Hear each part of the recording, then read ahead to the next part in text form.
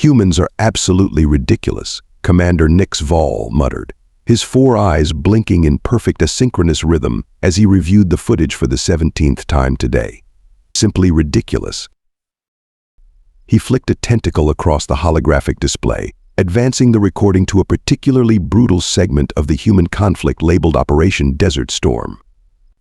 The rest of the analysis chamber hummed with quiet activity as other members of the Galatean Collective's intelligence division processed their own assignments. "What's got your membrane in a twist this time, Nix?" asked Senior Analyst Prell, floating over to his station. Her translucent body pulsed with curious blue lights. "These humans. Look at this." He gestured emphatically at the screen.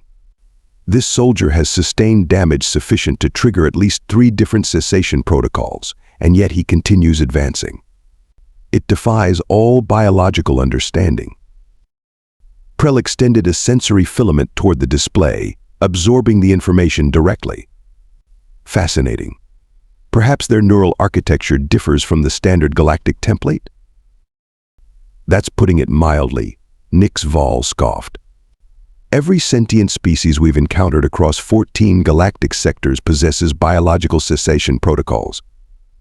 It's an evolutionary constant, pain thresholds that cannot be overridden. Neural fail-safes that force combat termination when certain damage levels are sustained. It's what prevents species from fighting to extinction." But these humans, he trailed off, mandibles clicking in agitation. The Galatean Collective had been monitoring Earth for nearly 70 orbital cycles, collecting data in preparation for first contact.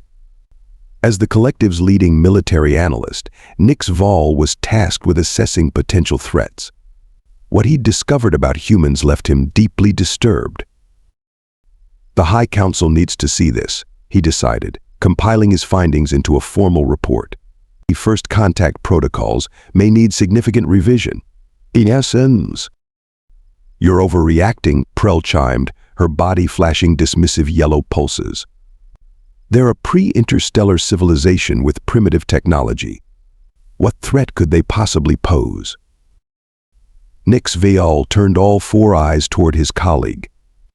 "They possess nuclear weapons they've actually used on themselves and survived as a species. They wage wars that last decades. And most concerning of all, they lack the fundamental biological safeguards that prevent sustained combat beyond reasonable thresholds." He paused, adding his final assessment to the report before sending it to the High Council with the highest priority designation. "These humans don't have an off switch, Prell.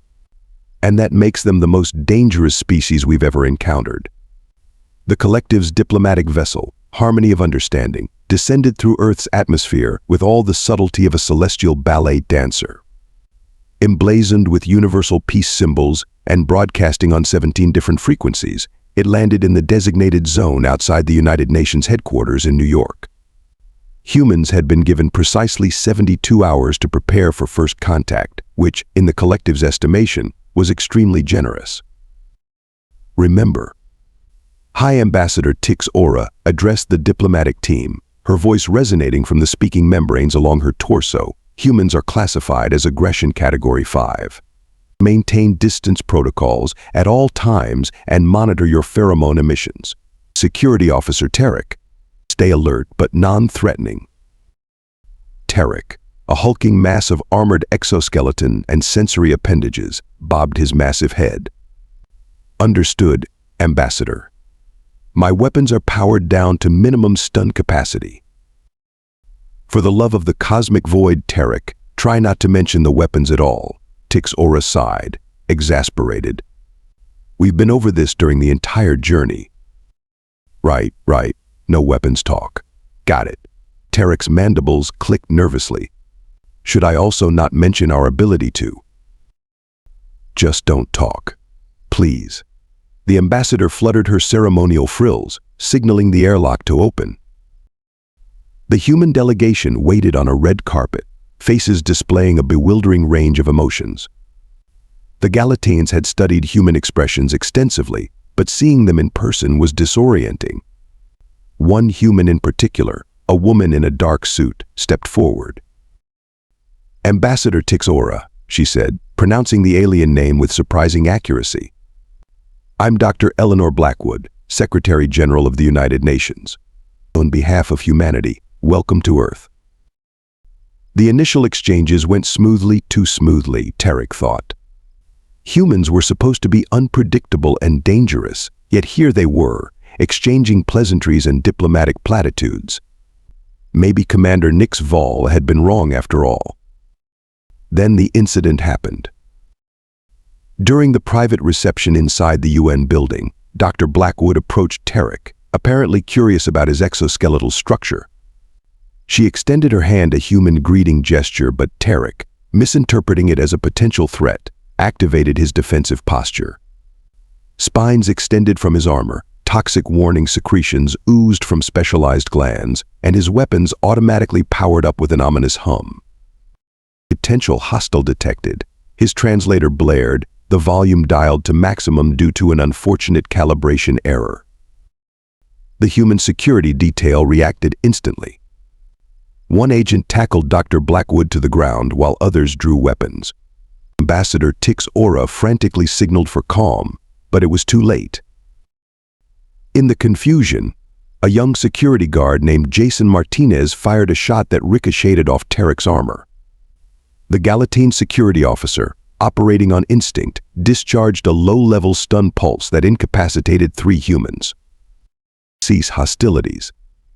Ambassador Tix Aura's voice boomed, her speaking membranes vibrating at maximum amplitude. To everyone's surprise, Agent Martinez, despite being hit with enough bioelectric energy to paralyze a Galatean for hours, staggered back to his feet. Blood trickled from his nose and ears, but he raised his weapon again, placing himself between the aliens and the fallen Secretary General.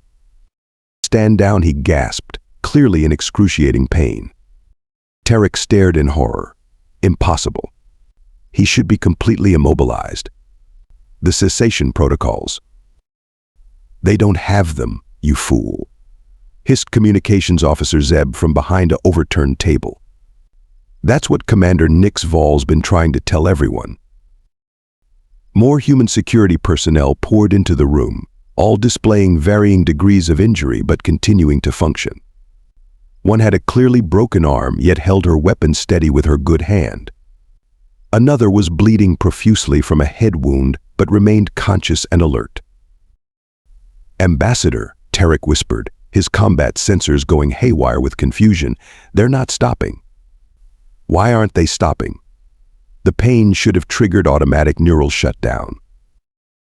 Tix Aura stared at the humans surrounding them, her diplomatic training failing her completely.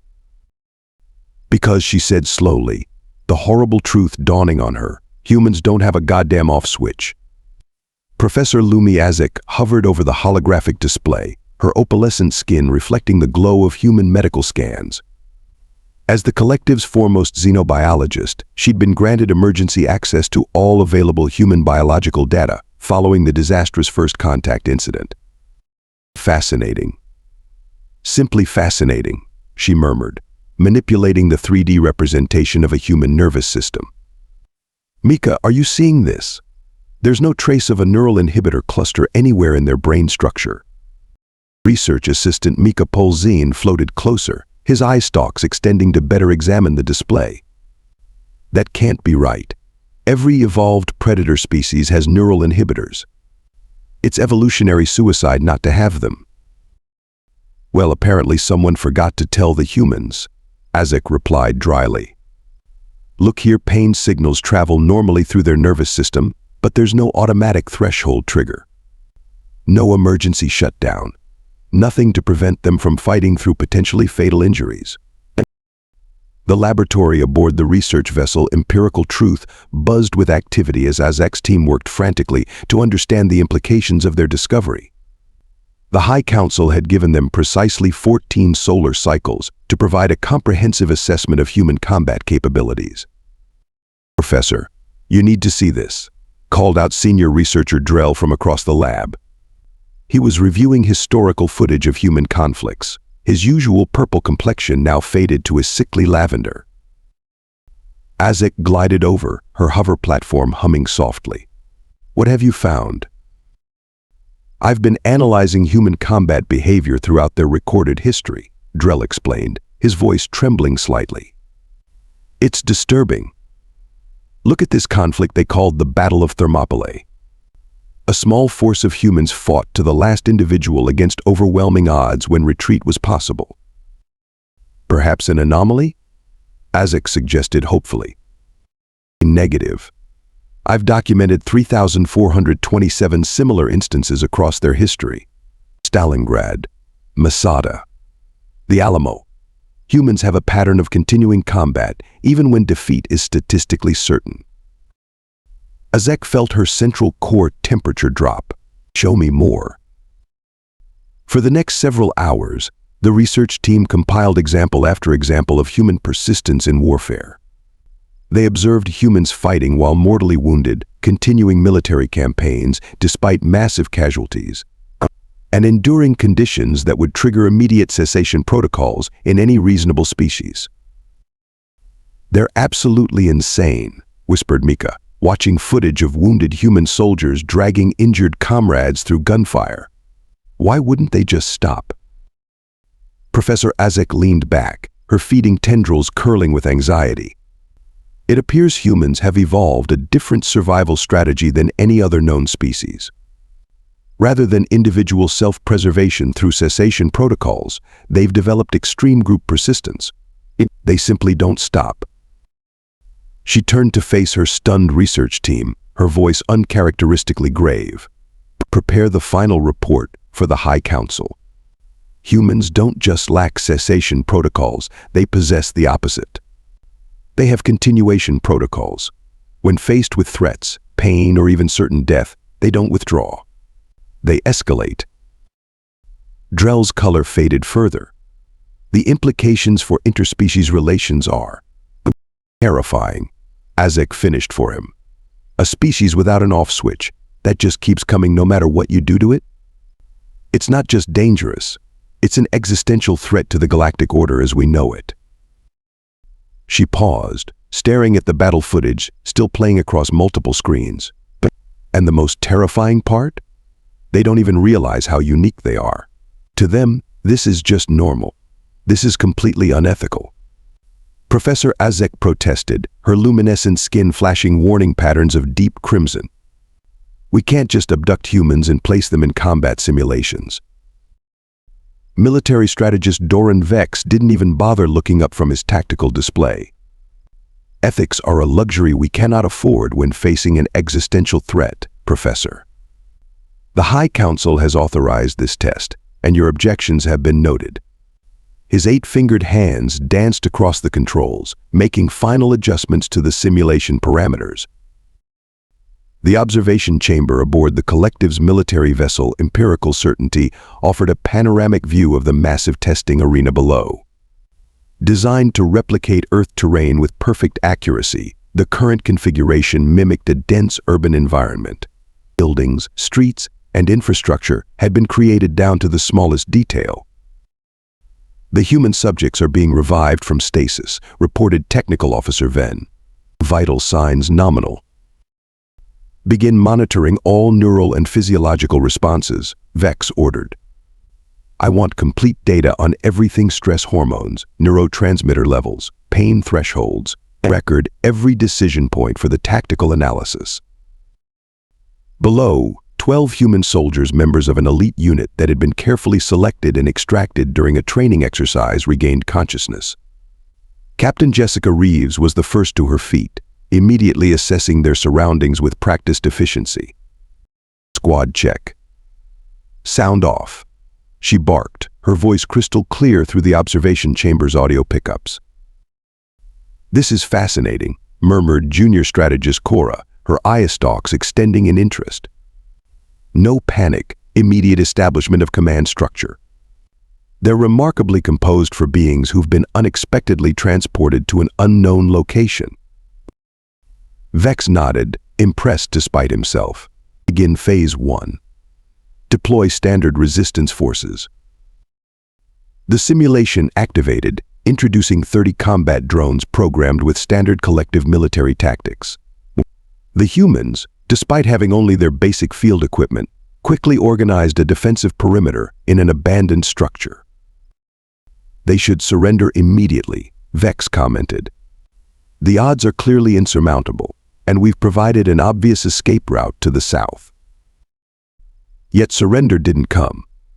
Captain Reeves deployed her squad in pairs, utilizing superior position and teamwork to eliminate the first wave of drones with surprising efficiency. "Remarkable," Vex muttered. "Increased difficulty. Deploy heavy weapons platforms and cut off their southern escape route." The simulation escalated. Massive combat walkers appeared, raining destruction on the humans' position. The building they'd fortified partially collapsed, and 3 soldiers suffered injuries visible even from the observation deck. "Surely now they'll trigger cessation protocols," Technical Officer Vin said. "The pain levels must be beyond tolerance thresholds." Instead, the injured humans continued fighting. One soldier with a clearly broken leg used himself as bait to draw enemy fire, while his comrades flanked the attackers. Another, bleeding profusely from shrapnel wounds, rigged explosive traps from scavenged materials. "What in the void are they doing?" Cora gasped as the humans began implements increasingly desperate tactics. "They're using their own injured as tactical elements." Vex leaned forward, fascination overriding his professional detachment. "They're not surrendering. They should be surrendering." Hour after hour, the test continued. The simulation difficulty increased to levels that would have triggered immediate cessation protocols in any collective military unit. Yet the humans persisted. When their ammunition ran low, they created improvised weapons. When their numbers dwindled, they became more aggressive rather than more cautious. "This defies all rational combat doctrine," Vex said, unable to hide his disbelief. "We've created conditions where surrender is the only logical choice. We've demonstrated our overwhelming superiority. We've inflicted injuries that should render them combat ineffective. And still they fight." 7 hours into the simulation, with only 5 functional soldiers remaining and completely surrounded by overwhelming forces, Captain Reeves' voice came through the speakers. "All right, people, listen up," she said, her voice steady despite her visible injuries. "These alien bastards want us to give up? Well, today's not that day. Form up for Operation Last Laugh." "Operation what?" Cora asked. The remaining humans gathered in a tight circle, improvising what appeared to be explosive devices from their remaining equipment. "End the simulation," Professor Azek suddenly shouted. "They're not going to surrender, they're going to self-terminate and take out as many enemies as possible." Vex stared in horrified fascination. That's not rational combat behavior. No species sacrifices itself when surrender is an option." "Exactly." Azek slammed her appendage on the control panel. "That's what I've been trying to tell you. Humans don't have normal cessation protocols. They'll fight to complete self-destruction if necessary." Vex gave the command to abort just as the humans initiated their final, desperate assault. As the simulation dissolved around them, Captain Reeves looked directly up at the observation window, a window that should have been invisible to those inside the simulation.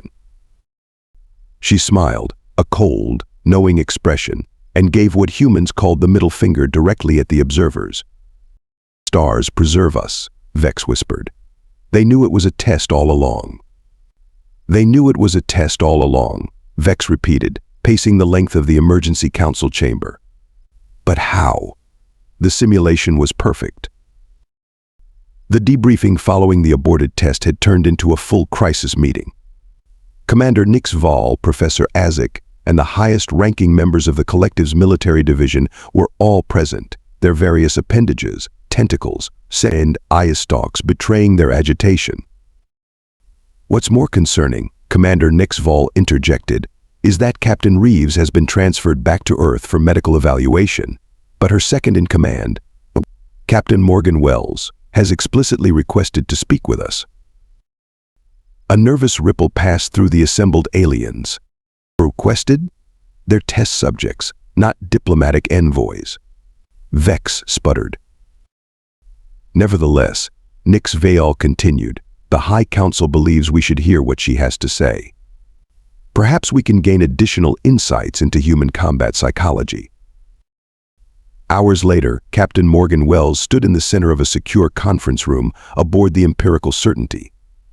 Despite her injuries, a bandaged arm and visible bruising across her face, she maintained perfect military posture. 5 armed guards surrounded her, though Professor Isaac had quietly noted that the restraints they'd planned to use had been deemed potentially provocative and removed from the protocol. "Captain Wells," Vex began formally, "we apologize for the inconvenience you and your squad experienced. It was a necessary scientific—" "Cut the crap," Wells interrupted, her voice surprisingly conversational. "You wanted to see how we fight when backed into a corner. Fair enough. Now I'd like to propose a second test." The aliens exchanged confused glances. "A second test?" Nix Vail repeated cautiously. Wells smiled, a disarmingly friendly expression. "You think you understand human combat persistence now, but you've only seen one aspect of it. I'm offering to show you another." "What are your terms?" Professor Isaac asked, curiosity overriding caution. "Simple. Put me back in your little simulation with just 2 of my choosing. No weapons. Against 20 of your combat units. If we win, you return us all to Earth with no memory modifications." Vex couldn't contain his disbelief. "That's suicide. Even humans can't overcome those odds unarmed." "Then you have nothing to lose by agreeing," Wells replied with a shrug that made the guards tense. Within the hour, Wells and 2 of her squad members, Sergeant Lynn and Corporal Jackson, stood in the center of the simulation arena, completely unarmed. Around them materialized 20 combat drones, each armed with standard collective weaponry. "This is absurd," Vex muttered from the observation deck. "Begin the simulation." What happened next occurred so quickly that several observers missed it entirely. The 3 humans dropped to the ground, appearing to surrender or possibly collapse from their previous injuries. As the combat drones approached to secure them, Wells gave a sharp whistle. The humans exploded into action. They hadn't been surrendering, they'd been concealing small devices in their palms. EMP disruptors, somehow smuggled from their previous equipment before being transported to the conference room. The nearest drones crashed instantly as the MPs activated. Wells and her team moved with practiced precision, seizing weapons from the disabled units and systematically eliminating the remaining threats before the observation team could even react. "Abort simulation. Abort," Vex shouted, his voice rising to a pitch previously unheard from his species. The simulation dissolved, leaving Wells standing amidst disabled drone units, a captured weapon casually resting on her shoulder. She looked up at the observation window and spoke clearly. "That, gentlemen, is called playing possum. Humans don't just persist when losing, we can also appear defeated as a strategy. We can seem broken, beaten, at our limit right until the moment we're not." The control room erupted into chaos, security protocols activated, emergency containment measures engaged. Through it all, Professor Isaac stared down at the human captain with a mixture of terror and admiration. "Fascinating," she whispered. "They can weaponize even the appearance of defeat." The Grand Chamber of the High Council hadn't been used for an emergency session in over 300 cycles. Its ancient walls, carved from living crystal that hummed with the collected wisdom of generations, now witnessed a scene of unprecedented panic. "The evidence is incontrovertible," Admiral Janak declared, his massive frame dominating the central speaking platform. His chitinous exoskeleton gleamed under the bioluminescent lighting, battle scars visible across its surface. "These humans represent the single greatest threat the Collective has encountered in our 12,000 cycles of unified existence." Murmurs rippled through the assembled counselors, representing 17 different species from across the galaxy. "The Admiral's assessment is not exaggerated," Commander Nix Vail added, projecting footage from the simulation tests. Observe their behavior. No cessation protocols. No surrender response. Tactical adaptation that borders on the pathological. And most disturbing of all, the ability to weaponize apparent defeat. First Counselor Ziv, the eldest of the governing body, extended a gnarled sensory appendage toward the holographic display. "What do you propose, Admiral?" "Immediate containment," Janak replied without hesitation. "A quarantine fleet deployed to their solar system. 13 orbital platforms with planet cracker capabilities. If diplomatic isolation fails, we must be prepared for species-level pacification." "Pacification?" Professor Azek's voice cut through the chamber like a sonic blade. She hadn't been invited to the session but had apparently bypassed security protocols. "You're proposing genocide based on a fundamental misunderstanding." "Remove her," Janak ordered, but First Counselor Ziv raised a limb. "Let the professor speak.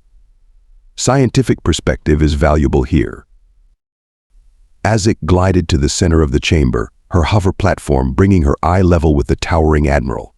"Esteemed counselors, yes, humans lack cessation protocols that would prevent them from fighting beyond rational thresholds. But this persistence applies to everything they do, not just combat." She quickly projected her own data: humans rebuilding cities after natural disasters, continuing scientific pursuits despite repeated failures. Well, the concept of medical care for the terminally ill. Look at their artistic endeavors pursued over lifetimes. Their multi-generational space exploration projects. Humans apply the same relentless determination to creation as they do to conflict. They persist in peace just as they persist in war. Admiral Janak's mandibles clicked in agitation. "This changes nothing. A species without limits is inherently dangerous."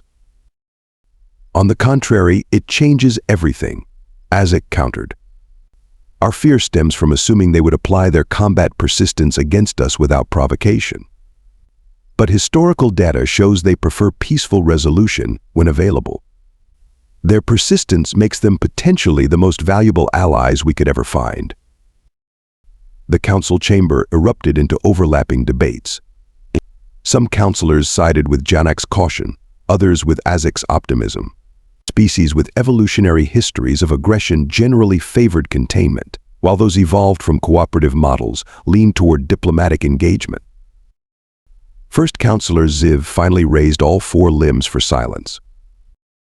"We stand at a paradigm shift in galactic history," the ancient alien declared. "For the first time, we face a species fundamentally different from any in the collective. Whether this represents our greatest threat or our greatest opportunity remains to be seen. We will not rush to judgment, nor to action." The counselor turned to face Admiral Janak and Professor Azek. "You will both return to Earth. One final assessment will determine our course of action. Sir, we have a situation." The young lieutenant's voice crackled through the secure line, waking General Raymond Harrison from a fitful sleep. He'd been having that dream again, the one where aliens abducted his soldiers during training exercises. Except it wasn't just a dream anymore. "Report," he barked, instantly alert. "Massive energy signatures in orbit, sir. At least 17 vessels, largest approximately 3 kilometers in length. They're not even trying to hide." Harrison was already pulling on his uniform.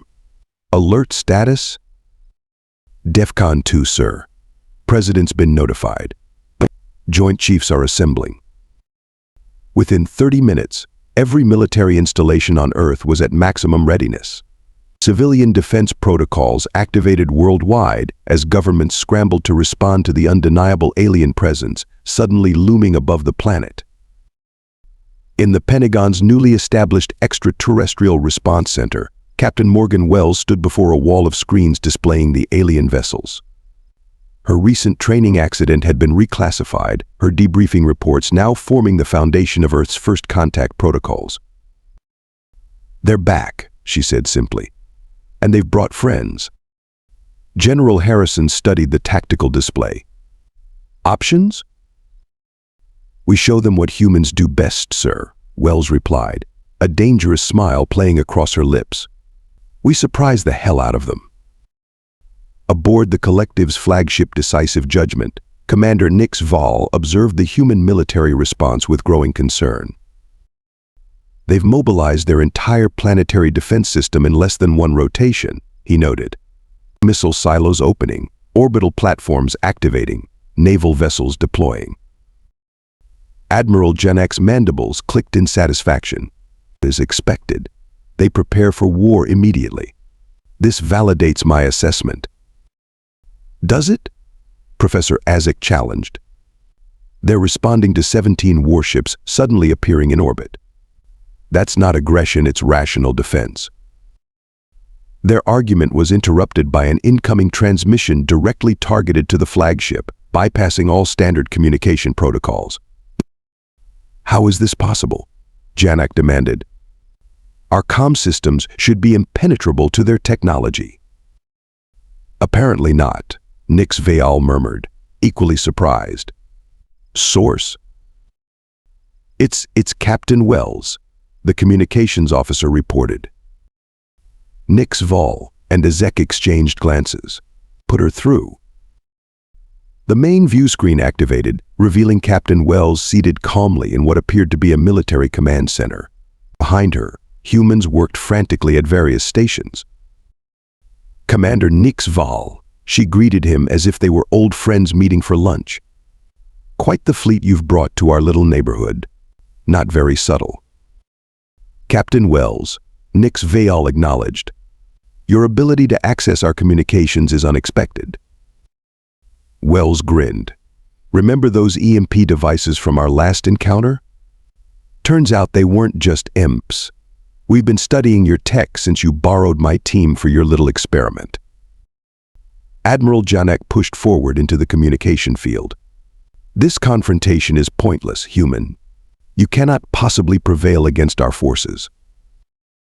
Maybe not," Wells shrugged. "But I guarantee we'll take a hell of a lot of you with us. That said, I'd like to propose a third option." "We're listening," Nix Vol said before Janak could respond. "A demonstration," Wells explained. "One that doesn't involve combat simulations or abductions. I'm transmitting coordinates now. Bring yourselves, Professor Azek, and whoever else you need to make decisions. Come see what human persistence really means." The coordinates led to a small hospital in a coastal city. Against Janak's vehement objections, the High Council authorized a small delegation, including Nix Vol, Azek, and the Admiral himself, to teleport to the location under heavy guard. They materialized in a children's ward. Around them, young humans in various states of treatment looked up in shock, some crying out in alarm, others staring in wide-eyed wonder. "Welcome to St. Jude's Children's Research Hospital," Captain Wells said, appearing from an adjacent room. With her was a small human child, bald from medical treatments, connected to mobile medical equipment. "This is Maya. She has what we call cancer, her own cells attacking her body. According to your biological models, she should have triggered multiple cessation protocols months ago." Maya smiled shyly at the aliens, apparently unfazed by their extraordinary appearance. "Are you really from space?" she asked Admiral Janak directly. The imposing warrior alien found himself momentarily speechless. "Maya has been fighting her cancer for 3 years," Wells continued. "The pain would be enough to shut down most species. The odds of survival were initially less than 20%. And yet, she persists. Her doctors persist. Her family persists. This entire hospital exists because humans refuse to accept defeat, even from our own biology." She led the stunned delegation through hallways where they witnessed humans of all ages engaged in battles far different from those the Collective had studied: battles against disease, against time, against what seemed like biological inevitability. "This is what you don't understand about us," Wells explained as they watched a physical therapist helping a child learn to walk again after a severe injury. "We don't lack an off switch because we're bloodthirsty or insane. We lack it because throughout our evolution, Giving up meant death. Those who persisted survived. Those who fought impossible odds sometimes won.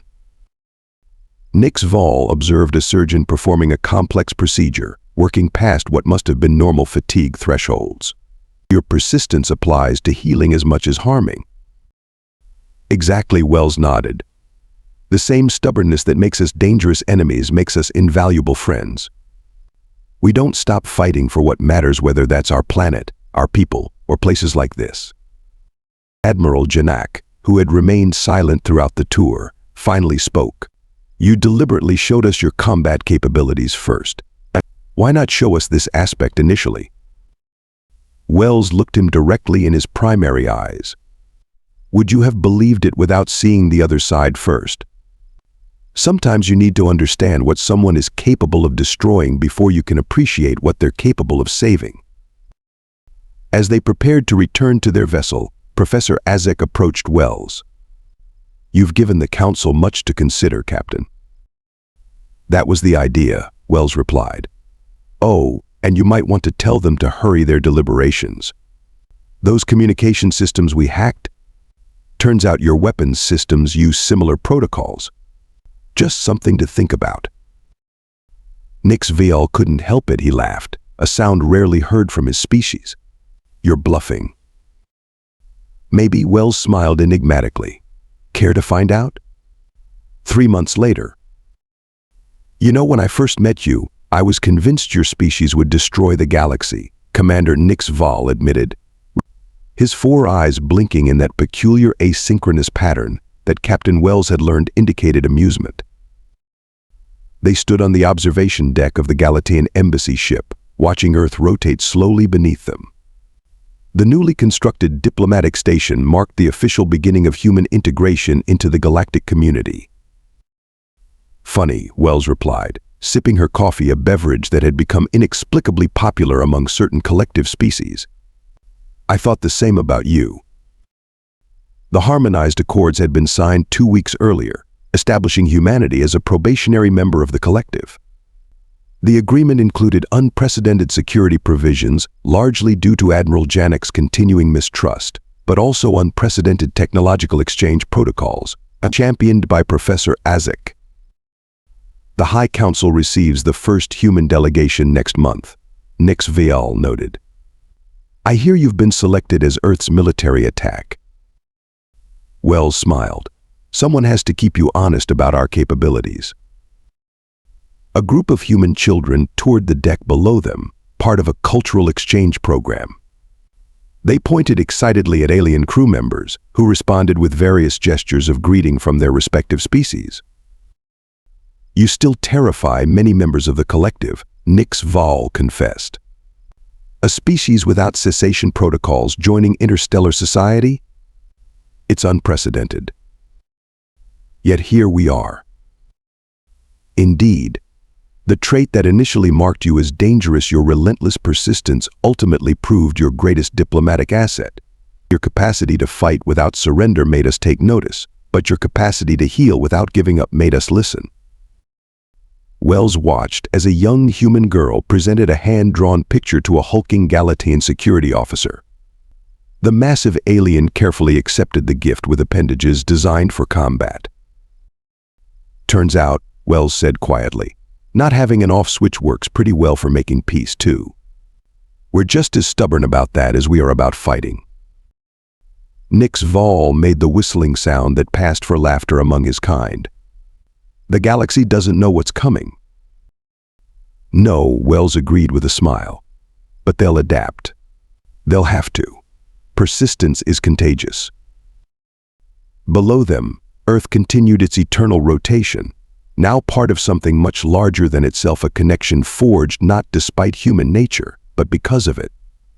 The very quality that had marked humans as dangerous had ultimately made them invaluable. As it turned out, not having a goddamn off switch was exactly what the galaxy needed.